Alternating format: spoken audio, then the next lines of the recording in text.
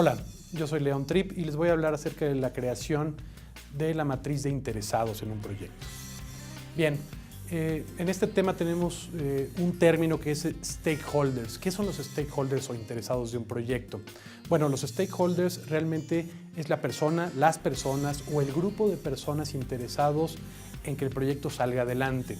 En los proyectos de desarrollo es de suma importancia hacer una adecuada gestión de las expectativas y de las intenciones que tiene cada uno de los stakeholders hacia el proyecto. En la manera en que el gerente de proyecto tenga bien identificados quiénes son los stakeholders, quiénes son los principales interesados, es la manera en que vamos a obtener apoyo para el proyecto.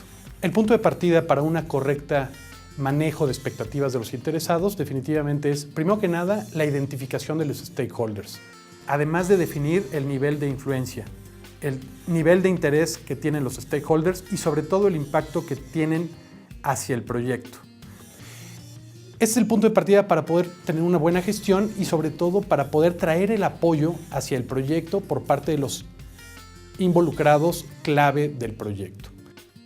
Dependiendo del tipo de proyecto, los stakeholders pueden variar en número, nivel de influencia y de interés.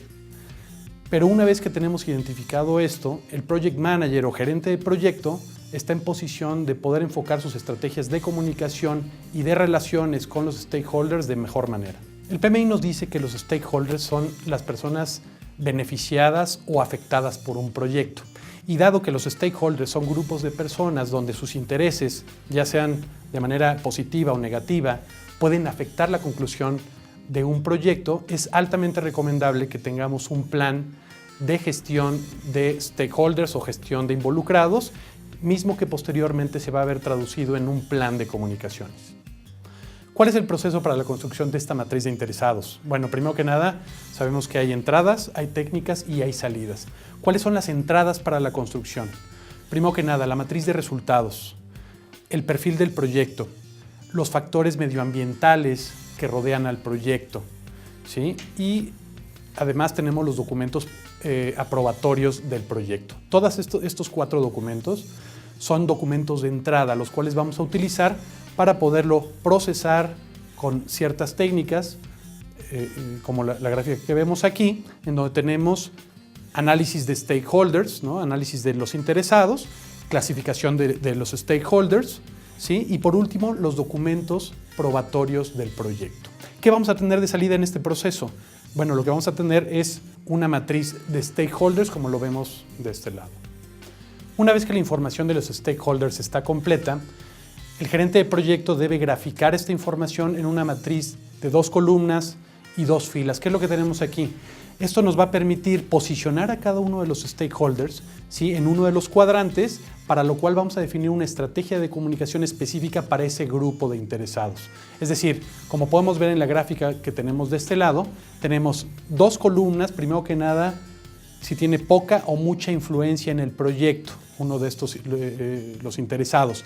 Y por el otro lado, en las líneas, tenemos si tiene interés, poco o mucho interés. Por decir, si uno de nuestros stakeholders, de los interesados que nosotros acabamos de identificar, sabemos que tiene poca influencia en la organización, poco interés en el proyecto, lo que vamos a hacer es observar. Recordemos que los stakeholders o los interesados van a cambiar de posición en esta matriz a lo largo del ciclo de vida del proyecto.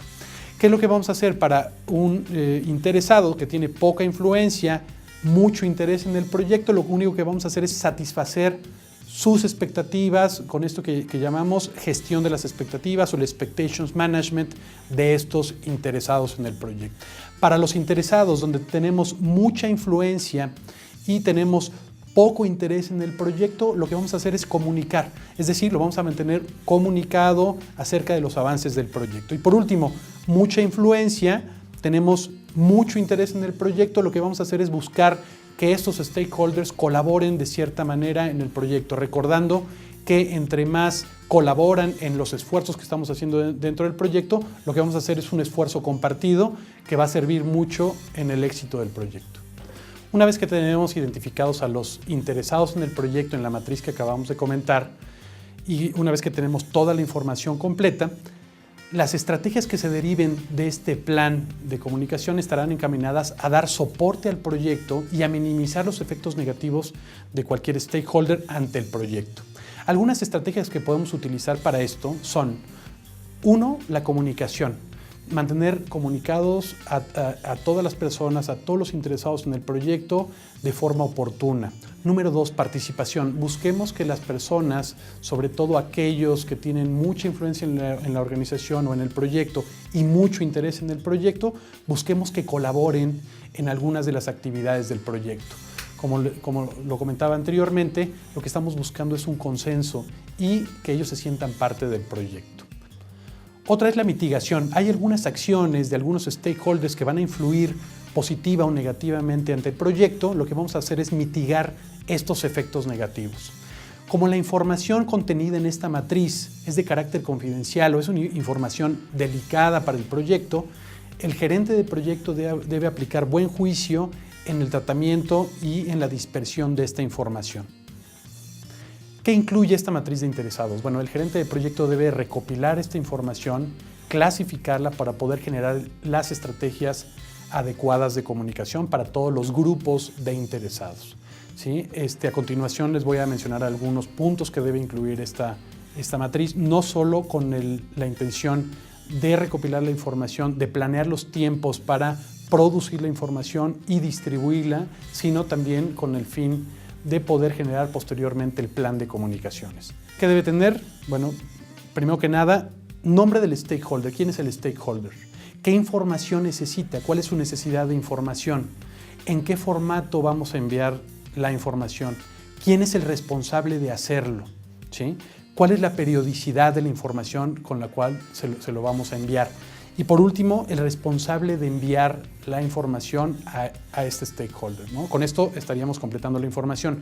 Recordemos que si empezamos a hablar de temas de comunicación, estamos hablando realmente de 3 elementos: un emisor, un mensaje y un receptor. En torno a esto vamos a generar toda la planeación, tanto de stakeholders como el plan de comunicación. ¿Cómo debe quedar nuestra matriz de interesados? Bien, a continuación vamos a ver cómo debería de quedar esta matriz. Si se fijan de este lado tenemos un ejemplo de lo que debe contener la matriz. Primero que nada tenemos el título, matriz de interesados o matriz de stakeholders. Después tenemos el nombre del stakeholder, ¿no? ¿Quién es? Tenerlo bien identificado. Y después tenemos el tipo de stakeholder, que bien puede ser un actor que está participando internamente en el proyecto o puede ser un stakeholder externo, ¿sí? Entonces aquí es donde vamos a clasificarlo y, si es posible, darle un nombre al grupo de interesados que acabamos de identificar. ¿Qué tenemos posteriormente? Lo que vamos a hacer es asociarlo, si es posible, a un objetivo o resultado del proyecto.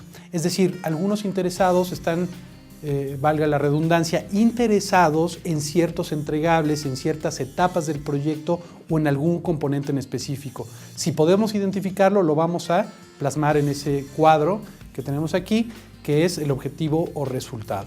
¿Qué es lo que vamos a hacer después? Vamos a definir el nivel de interés que tiene este interesado, este stakeholder en el proyecto, y lo vamos a clasificar en esta columna. Después tenemos el nivel de influencia ante el proyecto, que también lo vamos a identificar, si tiene mucha influencia, poca influencia, en fin, lo vamos a clasificar ahí.